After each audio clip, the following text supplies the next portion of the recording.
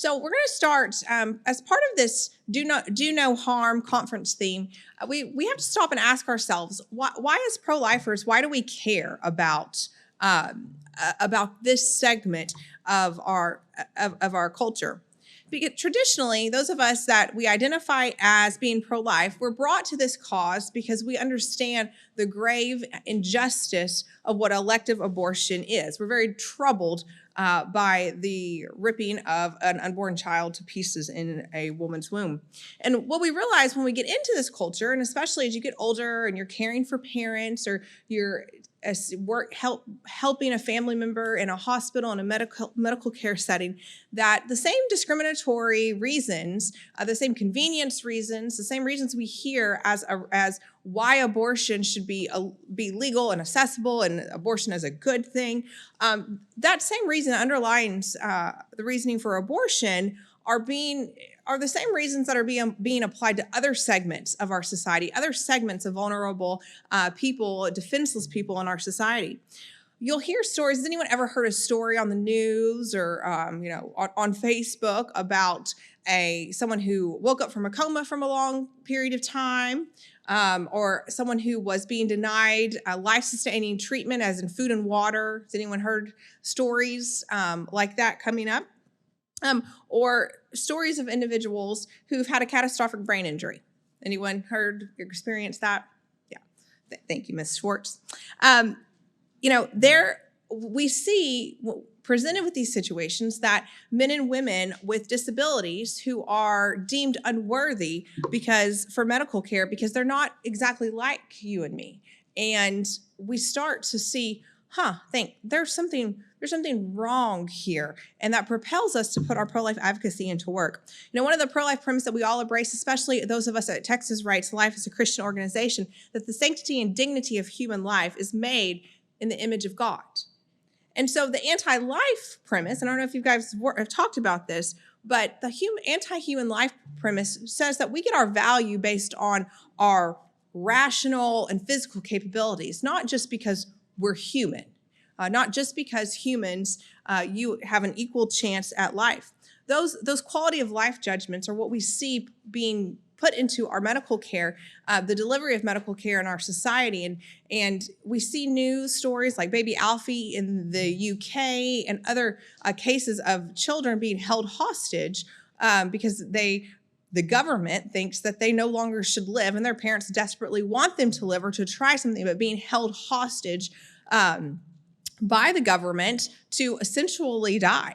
And we think that happens so far away. It happens overseas and it could never come here, but that's wrong. We just haven't reported on it like that. We at Texas Rights Life see situations like this come through our office absolutely routinely. So when we talk about this, when the reality is brought to our attention, we're outraged that something like this, like baby Alfie in the UK, like this could happen because we know that it's inherently wrong. Just like we know how we feel when we know that abortion is wrong. We get the same, what on earth is going on? This is wrong. But the problem is, what do we do when it's both wrong and legal, just like in the abortion context? So we're going to look at some stories of some real life people to kind of put into context what we're talking about. So Carolyn Jones was she was in her 60s and she was a patient and she was in Houston. The hospital started what's called the 10-day law in Texas, and meaning they came to say, hey, Keena, Donald, her husband and daughter, your mom is on a ventilator and receiving breathing assistance by a ventilator, and we don't think she should live anymore. So we're going to start the 10 days, and we're going to, at the end of this 10 days, we're going to remove her ventilator, okay? Well, of course, her husband and her daughter said, no. She opens her eyes. She responds to us. Yes, she's breathing with the assistance of a ventilator, but we're going to do that. But we want to continue care for her. And the hospital said, nope, Texas law allows us to do this, and that's what we're going to do. The hospital was correct. Texas law does allow them to do that, which is what we'll get into in just a second. And so in a very dramatic, with her family and her sisters, siblings, and nieces, everyone around her bedside at 2 p.m. on a Monday, begging the hospital staff, don't do this, don't do this. They removed the ventilator. Our director of communications, Kim, was actually there in the hospital with the family recording what was going on, because the family said, this is so outrageous. The world has to know. And I'm in our office at Texas Right to Life, and Kim, it gets to be like 4 o'clock, and Kim texts me and says, Carolyn's still alive. She's still breathing. Okay. We get longer and longer later into the evening, and Carolyn's lives. She's breathing on her own. And so the hospital had removed her ventilator, thinking she would pass away. She didn't pass away. Another form of life-sustaining treatment that Carolyn was under and had been living under as an outpatient for a very long time, was receiving dialysis. Have you ever known anyone who needs to receive dialysis? Okay. Well, under this law in Texas, dialysis is treated like a ventilator. And so the hospital had decided if she didn't die with removing her ventilator, they were going to stop providing dialysis treatment so she would die of kidney failure. That is what the law allowed them to do. We ended up having to, at that point, a couple days had went by and Carolyn was still living. I was in her hospital room. She was looking at you when her family members came in. She was tracking conversations, and her family was begging the hospital to provide a dialysis treatment, because without a dialysis treatment, she was going to die. And the hospital, not only would they do that, but they refused to discharge her. We ended up discharging her what's called against medical advice, meaning the doctor says, ironically, we don't think you can leave, but we're not going to actually treat you to help you, but you're too sick to leave, okay? So at about 10 11 o'clock at night, we called it Operation Jailbreak and hired a private ambulance service and discharged her against medical advice and took her to an emergency room around the corner so that she could be stabilized, which in her condition only meant she needed a dialysis treatment. So we did that, saved Carolyn's life. She lived several more, about half a year after that, until she died peacefully and naturally without artificially shortening her life or removing her life-sustaining treatment. She wasn't actually on. She never needed to be put back on the respirator at all, period, at that point. And that's an example of how they didn't get to decide. Her family didn't get to decide what medical care she got or didn't receive. It was by the Lord saved her to be able to tell the story of how unjustly this law works. And we're going to get to a couple more of this one. This was Jose, a recent case this past year that we had in 2021. And Jose had just came here. He was here on a work visa. He was up in Amarillo or Abilene, and he contracted COVID. And so he's here by himself, and he ends up in a local regional hospital out there. And so they start the 10-day process on him. His family in Mexico receives information from the hospital, his brother, that in 10 days, they get the scary letter from the hospital that says, in 10 days, we're going to remove Jose's ventilator. And of course, the family in Mexico completely freaks out about, what do we do about this? And so they contact Texas Right to Life, and we are able to help the family in the hospital and kind of do some legal things there to get the hospital to back off. On the 10th day, they were going to remove his ventilator. We were able to stop the 10-day countdown on Jose's life, and then he filmed this. A los 57 años de edad fui a Estados Unidos a ver si lograba el sueño americano. Me fui en septiembre de 2020 con visa de trabajo, pero la suerte no me dejó lograrlo. A los 9 días de trabajo me dio COVID y me llevaron a la Cruz Roja de Dalhart, pero de ahí me trasladaron a la unidad de cuidados intensivos de Amarillo, Texas. Ya estando internado, entré en coma y durante el lapso de 80 días no supe nada de lo que pasaba. Pero tengo unos videos y audios que grababa mi esposa donde me platicaban estando dormido y que yo respondía puras incoherencias. Yo creo que eran como delirios o pesadillas que tenía cuando estaba en coma. Después de 8 o 10 días en el hospital, me querían desconectar, pero mi hermano Arturo conoció a una licenciada muy buena gente de nombre Catherine Pitcher, que habló al hospital y les dijo que si me desconectaban, que se atuvieran a las consecuencias, a una demanda, porque yo ya hacía movimientos con los ojos, respondía. Al salir del coma se me tronó el pulmón derecho con la pulmonía que me dio, y con el tratamiento continuo que me daban fui saliendo y recordando cosas. Así fue mis largos 5 meses y 3 semanas de hospitalización en Amarillo, Texas. De Ojinaga, en la frontera, me cambiaron de la ambulancia a una camioneta que llevaba a mi hermano Arturo.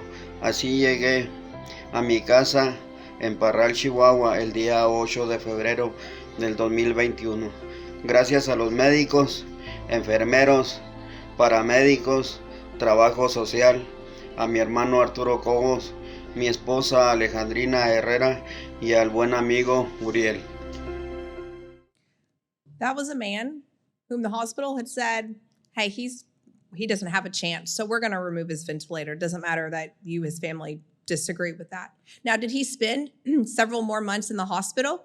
Yes, to recover, right? To get better. What we expect when our loved ones come into a hospital setting. And had it not been for pro-life advocacy of our patient advocates and the threat of a lawsuit, the hospital would have pulled the plug. I mean, this was a family who had absolutely no leverage. They didn't speak the language. They had no idea of what this hospital was in Abilene. And it's just crazy because now he's talking and back home in Mexico with his family and talking. It's just, it's insane. And so that's a real life example of what happens when we jump to conclusions. But the real problem is taking that decision-making power out of the hands of the family to make that decision. Back to Carolyn Jones. Her husband kept telling me, Emily, I know that when they remove her ventilator, she can breathe on her own. I chalked it up to a husband desperately wanting to save his wife, but he was right. And what I've learned through the last 10 years of doing this work is that families often are underrated. Families are misunderstood and sloughed off as, no, they couldn't possibly know what their loved one needs or what this means for their loved one. And time again, completely proven wrong. And we would serve patients and families so much better if we actually listened to their caregivers. So we're gonna go next to Virginia Manning here in 2021.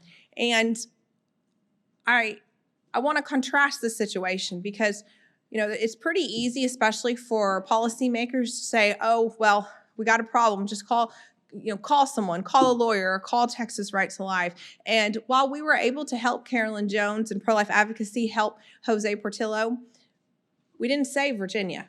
At the end of her 10 days, at this retired school teacher, at the end of 10 days, her ventilator was removed, and in 23 hours, she passed away over the objections of her husband, who fought very hard for her life. But unfortunately, the 10 days robbed him of any more time with her and robbed him of making the decision for his wife. They had been married for like almost 50 years, I think. And to have that last minute decision yanked out of his hands was just incredibly sad to experience and to walk through that tragedy with that family. And it's important, to remember that just like with abortion, yes, we can save abortion vulnerable women and their preborn children one at a time. But as long as it's still legal, it's gonna happen. And that's what we have to work and figure out how to fix. Here was another case in 2015 in Houston where so you see Chris Dunn there. He was holding his hands praying. His lawyers asked him, Chris, do you want to live? And he put his hands together like this. That was him putting his hands together to say he was praying to live. The hospital still wanted to do the 10 days on him. And not only were they so mad about the lawsuit that ensued, is that then they went to what's called guardianship court to try to get take guardianship, to take decision-making power away from his mother, because his mother wanted to continue treating her son. And the hospital was so mad about that she had gotten lawyers that they took her to guardianship court and tried to get control over him so they could be the decision maker to decide and consent that he should die. That was a crazy turn of events. Chris's story is interesting because he died naturally on the ventilator about a month after the hospital wanted to remove it prematurely. And one of the things that we look at in this context is, no one is suggesting that people live forever. That we don't know any human being who's ever lived forever. But the peace that comes with knowing that your loved one died naturally, and not having those what ifs, that's another aspect of this of what the 10-day law robs from individuals. Another high profile case in Texas. This is an old picture because she's 2 now, but I'm sure you might have heard about the Tinsley Lewis case out in Cook Children's up in Tarrant County. And I just want to tell you that this case, there are good things going on right now with Tinsley that in due time we'll be able to report. But this was a case, and it was very interesting. We actually it was the 9th day, or maybe the 8th day, we got an anonymous call to our office, and it was a nurse. And she said, I just was in a meeting and heard that this 6-month-old baby, that they were going to start the 10 days on this 10-month-old baby and 6-month-old baby. And it really bothered me. I learned about the 10-day law from Texas Rights Life. And, she didn't want to give her name or anything. And she just said, but I'm very worried about this little baby. And so there was nothing really that we could do because we didn't know who it was. She couldn't HIPAA and all sorts of things. We didn't know who it was. But the Lord works in mysterious ways. And so the Lord brought Tinsley's family to some partners of ours, a great organization called Protect Texas Fragile Kids, and they do amazing work helping families who are parenting children with disabilities, with medical disabilities and intellectual disabilities. And so I'll never forget, their executive director called John Segal and myself and said, we've got this 10-day case with this baby in Cook Children's. And we quickly realized that we were on day 8 or 9 of that 10-day countdown, meaning, we got to act really fast. It was on a Saturday. And we were able to, on Sunday afternoon, which was the 10th day, the hospital was being so cruel that they wouldn't tell us as her lawyers or her as her mother exactly what time they were going to remove life support of Tinsley. Okay. That just seems like a very reasonable thing to do. Okay, but we're not really dealing with many reasonable people in these situations to begin with. And so we were literally racing against the clock to find a judge on a Sunday afternoon who had jurisdiction, which means a judge that, you can't just get a judge out in West Texas to deal with a case in Houston, right? You just got to have someone. And so the Lord actually put a phone call to us that let us know from another friend that a district judge from Tarrant County, which is in the Fort Worth area, was actually in Houston visiting his parents that Sunday at church.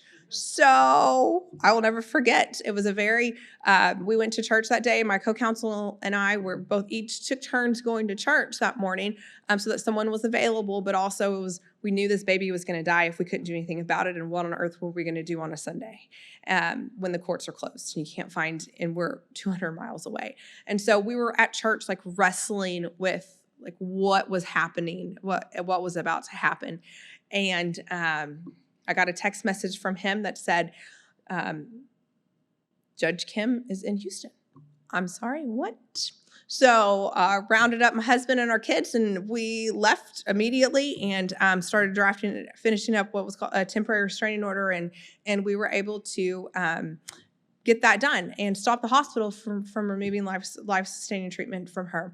And especially with children, and which is something that Protect Texas Fragile Kids comes in and talks about a lot, given the chance to recover, really just means so much with children and how they grow. And so I just want to encourage you to be on the lookout for some positive news coming out about baby Tinsley in the next few months.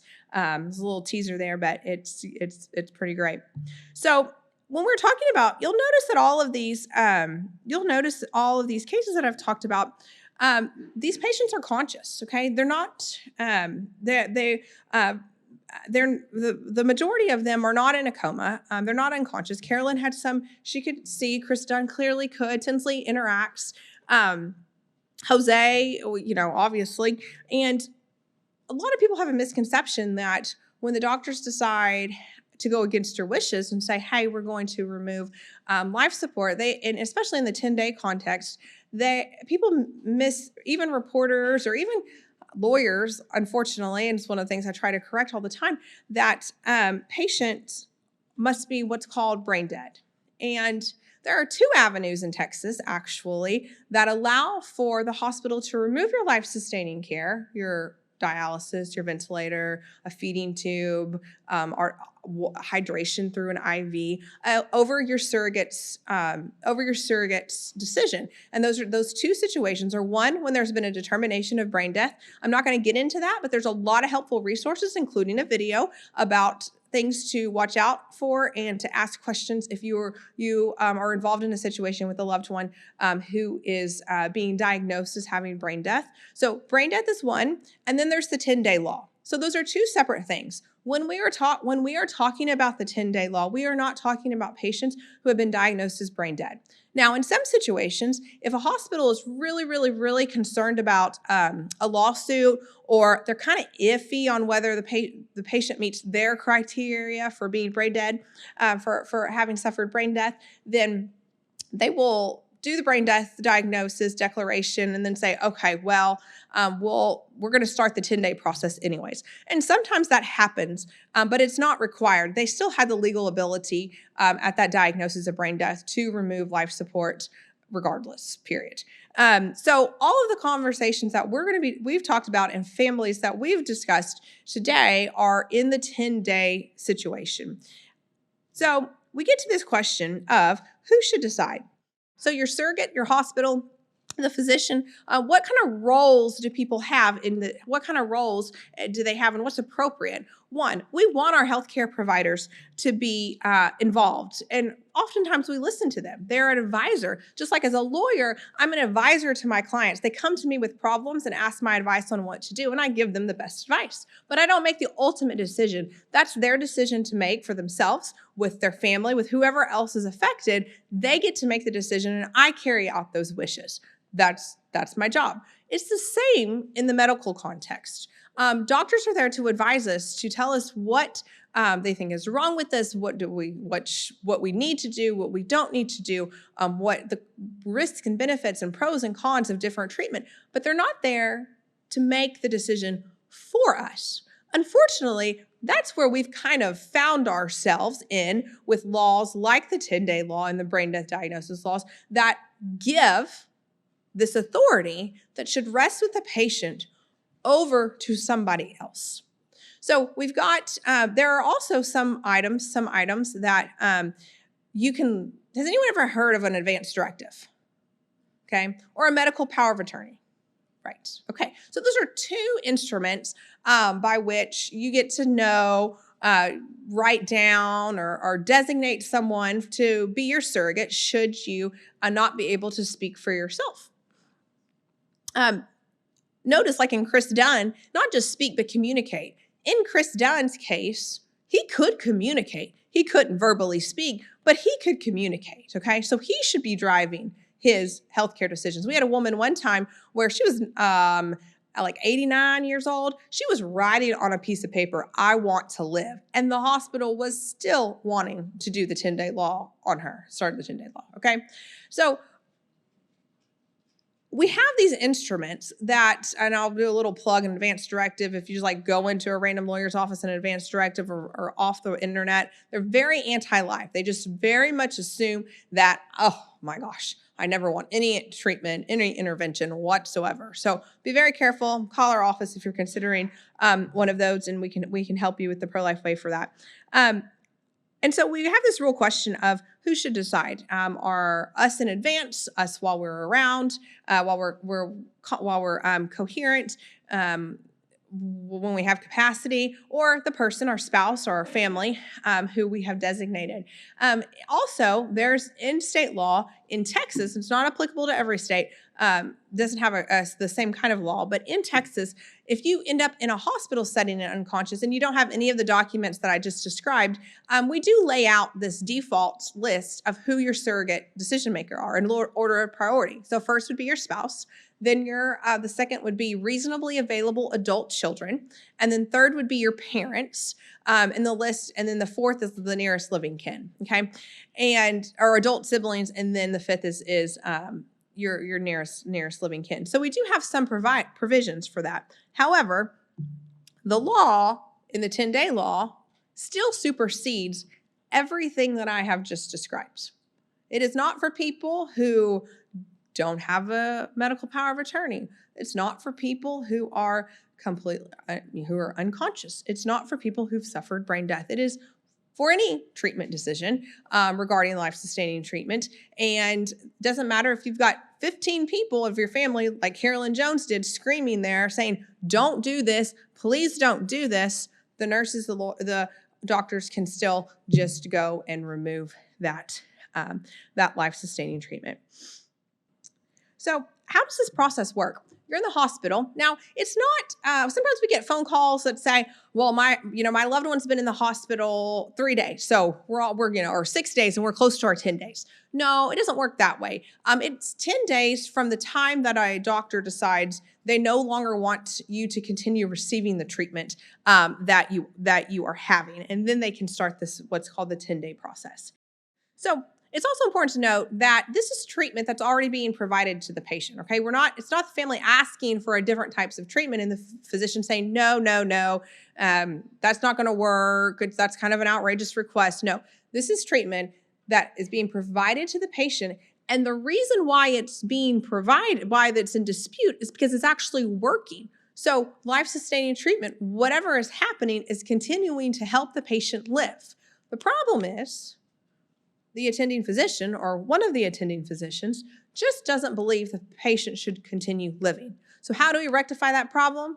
Well, we take away their blood pressure medications, or we take away their feeding tube, or we take away their respirator, or refuse to provide them dialysis treatments that they've been having for 6 years and living a healthy life with. So that's what starts the dispute. There is life-sustaining treatment being provided that is working for its intended benefit, and the physician wants to remove it, and the family does not. So we have talked about types of treatment. Medically inappropriate. So that's also, you'll see the fourth bullet point there.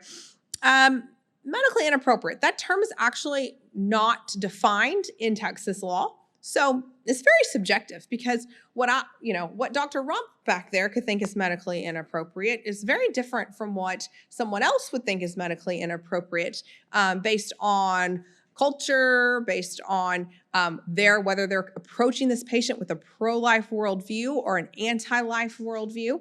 And it also just doesn't actually say treatment that's not helping the patient. Again, we're seeing if we are providing food and nutrition to a patient, that's helping them. Now, if there are situations where a person their body cannot actually process food and water, food at the end stages of life, okay? Like there's situations there, but at that point, that treatment is not working for its intended benefit, right? It's not working it's harming the patient by not being able to provide nutrition to the body, because the body can't process it as nutrition. You see the difference there between that type of treatment versus treatment that is actually filtering the kidneys, like a dialysis. And we've had a case recently where the nephrologist, the dialysis wasn't working. Not that it was, and they wanted to remove the treatment, but it just wasn't working, and there was nothing you could do about that. Those are two separate situations. And it's also important to note that the 10-day law is not dealing with those types. It's dealing with the types of law of treatment that is actually working for the patient. So when the physician wants, they'll have a little conversation with the family. You know, we really don't think Uncle Joe needs this treatment. We're just prolonging his suffering. You know, he's been here a really long time. I mean, do you have the capability to care for him at home? If this is just too much, you know, we're going to remove life support. I think we need to remove life support. And Aunt Susie says, no way, I'm not doing that. Well, now you've got a disagreement. So the statute says the physician then goes and asks for a consult with, goes and asks for an ethics committee meeting. Now, ethics committees at hospitals, they're normal, okay? Not every time is there that there's an ethics committee meeting. Doesn't mean that they're trying to do a 10-day law situation. Doctors ask ethics consults all the time for various reasons, religious reasons, parental, all sorts of things. And sometimes the families are grappling with a decision to be made, and they want to know what the ethics committee ethics consult might make. Again, in those contexts, we're going back to the premise that the families are actually the ones that have the decision-making power still intact. But the physician asks for an ethics committee meeting. And so this group of people will convene. Actually, the family will first get 48 hours notice of this committee meeting. And what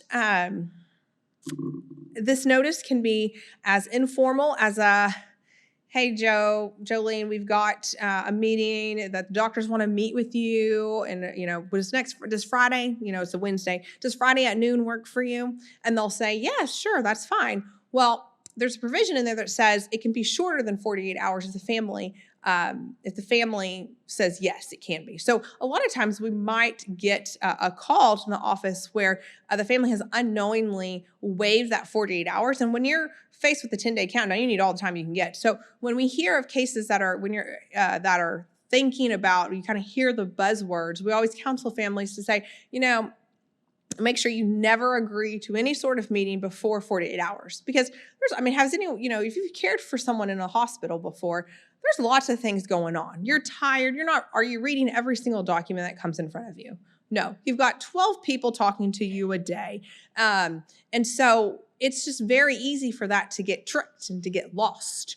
And so we just kind of say, do not agree to any sort of meeting before 48 hours is up.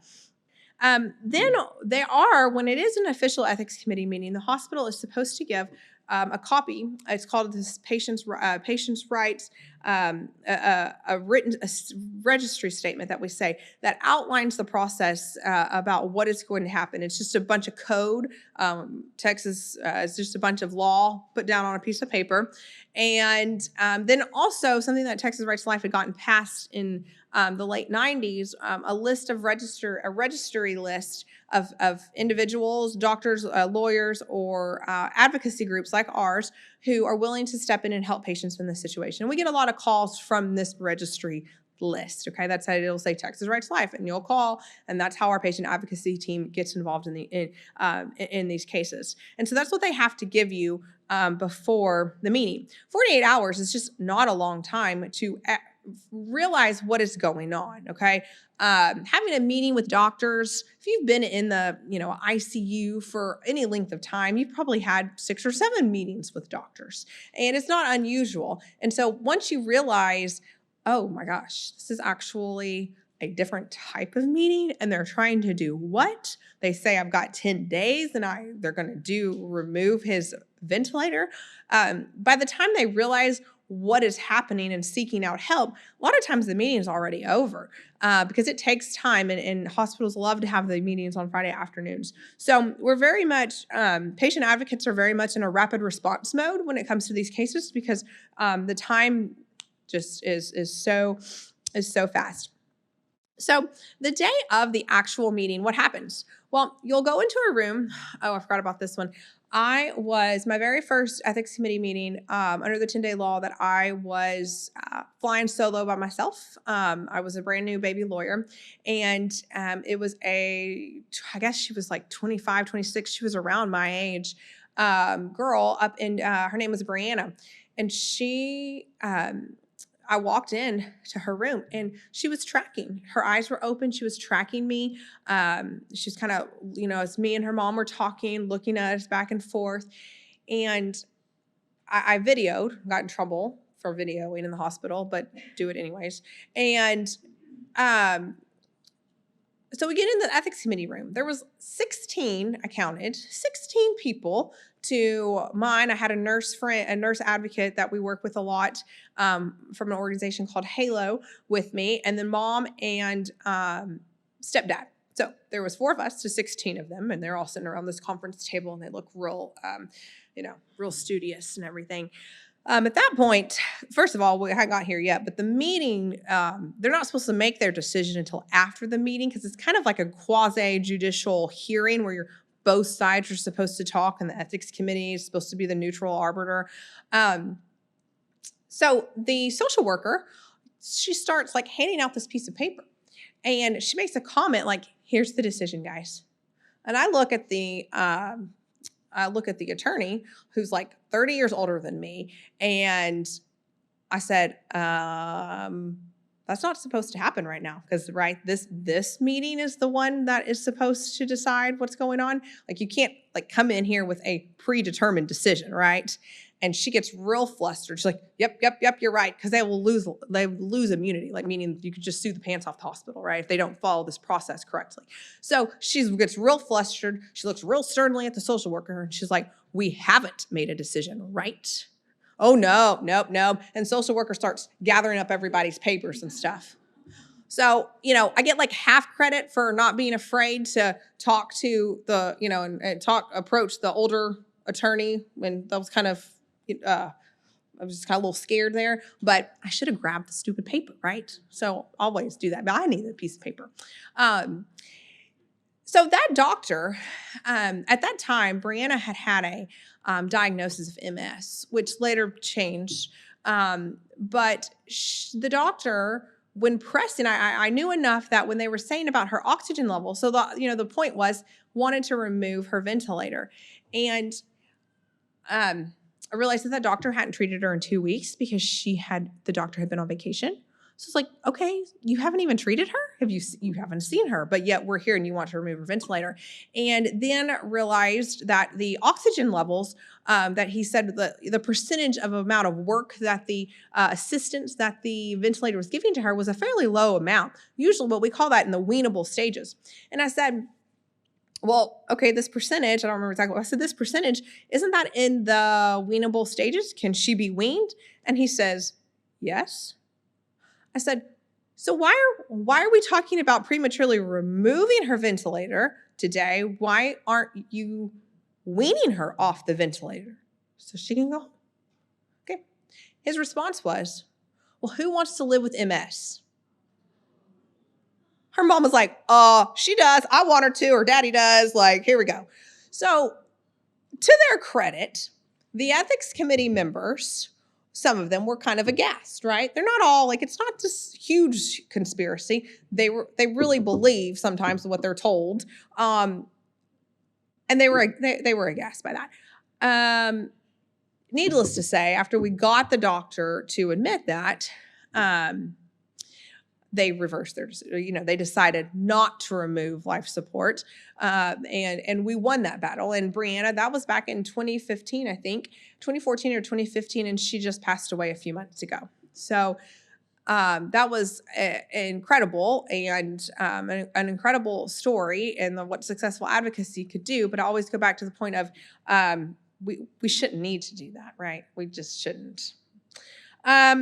So I brought up that story because the identity and number fluctuates. You can go into an ethics committee, there can be as little as 4 people, but usually it's more like 16 to 20. And it can be anyone from usually the charge nurse is there, a social worker's there, the chaplain's always there, and the attending physician will be there to present his side.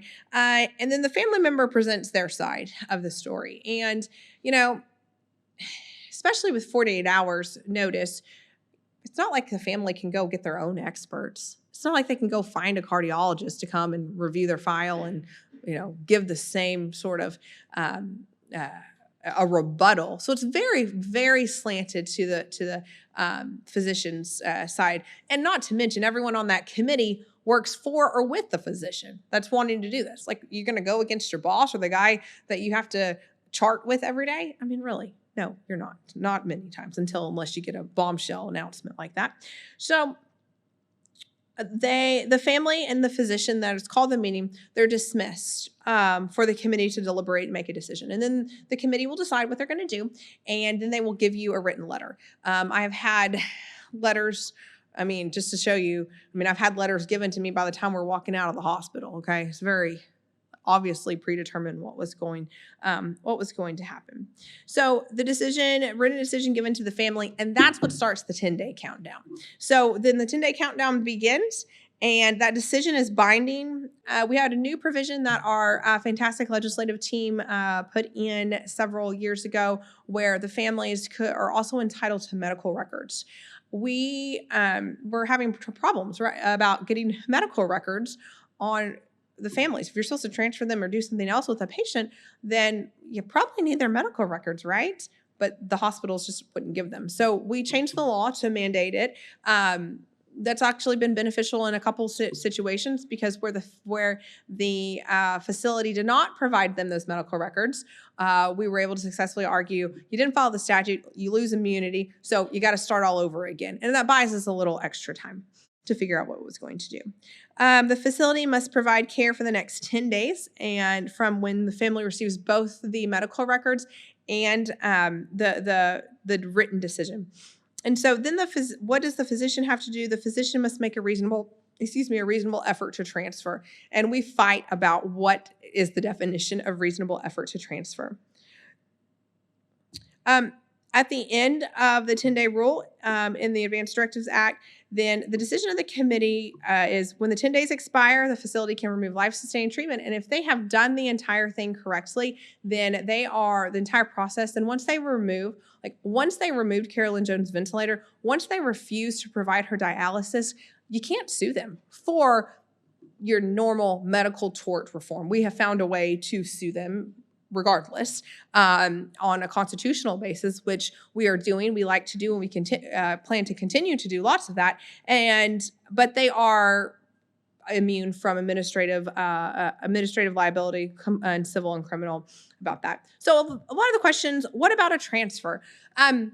What happens a lot of the time is the hospital will just call over and say, hey, you don't want this patient. And that is really something that we have to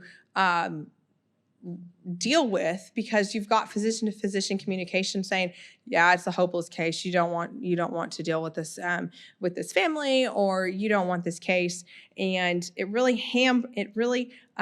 hamstrings our ability to actually find placements for them. A lot of the times that we will be able to transfer to a long-term acute care facility, which is a good option. So there's additional problems. There's no enforcement of the facilities to transfer. There's no data collection or oversight. The Texas legislature, even though the Republicans have been in power for the last 20 years, they still don't think that we need the ability to know how many times this happens, because then their hospitals are going to be outed, and the Texas Medical Association likes to their lobbyists give Republicans a lot of money. So why would we do that? As pro-life advocates, we try to get reporting on this through the legislature, but we don't know. We don't know if the 100 cases that Texas Right to Life calls that we get is all of it, or if it's the tip of the iceberg.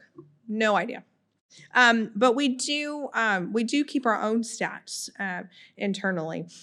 So obtain more time or sue them. There's two paths to end the 10-day rule in Texas. So with any kind of with any kind of policy change that you want to see, you got two routes.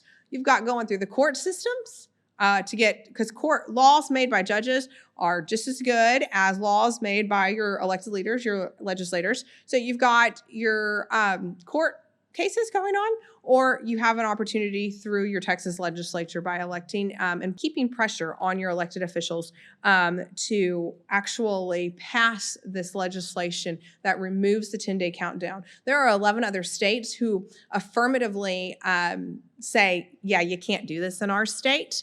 And we want to be like them to do that. A lot of the times you might hear, well, this will bankrupt hospitals. There are other 11 states haven't bankrupted their hospital systems yet. So it's a pretty fair model to look at. So getting your state representatives and state senators to pass legislation, how do you do that? The Republican Party of Texas, your conventions, the primary election season is coming up right soon. You'll have what's called your precinct conventions and your county conventions, and then you will have state conventions. And those are the great opportunities to grab your resolutions from our Texas Right to Life legislative team, go participate in those conventions and say, hey, we want the Republican Party of Texas to direct the Texas legislature to make stopping the 10-day rule a priority in the next legislative session. That's like absolutely something great you can do. So that enables us to help instill fear in the legislature of, hey, your voters said you needed to do X, Y, Z, and we're going to make sure they know it if you don't. So that's a good way to do that. And then continue litigation. So in Texas Right to Life, we've got several court challenges going on regarding arguing that the 10-day law in Texas is unconstitutional, and that has met with some great success. Now, the problem is it takes a lot of money to do court cases, but also sometimes families, after this happens to them, they just don't want to have any, you can understand that. They don't want to continue to relive the trauma through litigation. So we have some brave families who have decided that that's, the route that they want to take. And so we encourage that. But you can keep up to date by those situations through Texas Right to Life. And I think that's the end of my stuff, my little presentation, if I can put my little thing up here. But that's all.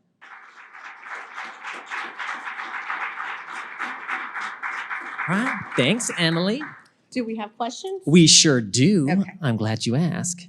So the first question is about the origin of the 10-day rule. What is the history of the law? Why is it enacted? And I'll add on, who authored it and are they still in office? Great. That was on my notes. First page of notes. I skipped over it. So this law was signed into law in 1999, and at that time, what was going on in our country was the assisted physician suicide kind of coalition. They were looking to get strongholds and to sneak their way. You can't just come and say, hey, assisted suicide for everyone, and that's going to be great. Just like with abortion, you got to dip your toe in it, get the masses used to this kind of taking away of decision-making power. And, elderly people are not so, they're just using up resources, or we really don't need people that might have a disability. And so try to inch their way into that. So this law was their progressive model of, hey, let's try this. And their plan was to expand it to all 50 states. They had I was only 10 at the time, so I didn't actually live this. But our people tell us that they had a couple willing partners with the Texas Medical Association in Texas to get this law through. It actually went through the legislative session, and then Texas Right to Life realized what had happened and urged Governor Bush, President Bush, who was Governor Bush, to veto the bill. And so he did, but they came back the first time. It actually didn't have 10 days in it. And then they came back the next session and put 10 days into it. And the person who signed, Senator Dewell is no longer in the legislature. We actually kicked him out several sessions ago. Excellent. There you go. So what is the benefit for the hospitals, and what is their self-interest to have this rule? It is, my experience has really been we're right and you're wrong. Or in the Carolyn Jones case, we were sitting there with her husband and my co-counsel and we were in a meeting, and I asked a question of, okay, so what does she need? What needs to occur in order for her to go home? Okay, like medically, what does she need? Like her blood pressure needs to be this. Like, what are our benchmarks? Blood pressure needs to be this. She needs to be off this medication. What is it? And his response was, well, we don't need to talk about whether she can go home, but should she go home? My co-counsel goes, that's her husband's decision. You can make that for your wife, but he gets to make this decision. So it's very much I feel more and more we've got this complex of you, I know more than you, and I don't think that this person's life is valuable. So why am I wasting my time here? Again, that's not patient. That's not patient-centric. That is substituted decision making there, making that decision. And then the flip side of it is, like Medicare only pays for an ICU bed for 120 days. And you got to do something else, and that's just reality. One last question. Is there a way to prevent this from happening to myself or my family? So not to diligence. I will tell diligence of knowing that it can happen and not being caught flat-footed. Seeking help early when you think that you and your treatment team, the treatment team of your loved one is starting to deteriorate. Be very careful about what you put in any sort of written directive, because if a hospital is motivated to remove life support and your family is saying no, and they're saying she didn't mean it like this, she definitely didn't mean food and water or dialysis, they're going to say, hey, she wrote this made this decision herself, and now you're not respecting her wishes. And so, we got to respect her wishes. And so we're the good guys in this scenario now. So I would be very careful about putting those types of wishes down. The better way to do that is to talk to whomever your surrogate and second surrogate decision maker would be, and really have an honest conversation about what kind of treatment you do and do not want, in what types of circumstances, what is worth it to you. I mean, we had a patient who just wanted to see her great-granddaughter be born. Okay, those are milestones that are important to people, and that her daughter knew were important to her. But you don't, when you do an advance directive 10 years before, you have no idea that that's going to become an actual issue. So be diligent and fight like heck to be in the hospital with your loved one, which I know is hard these days. Thank you so much, Emily, for all the hard work that you do for Texas Right to Life, saving lives across the state.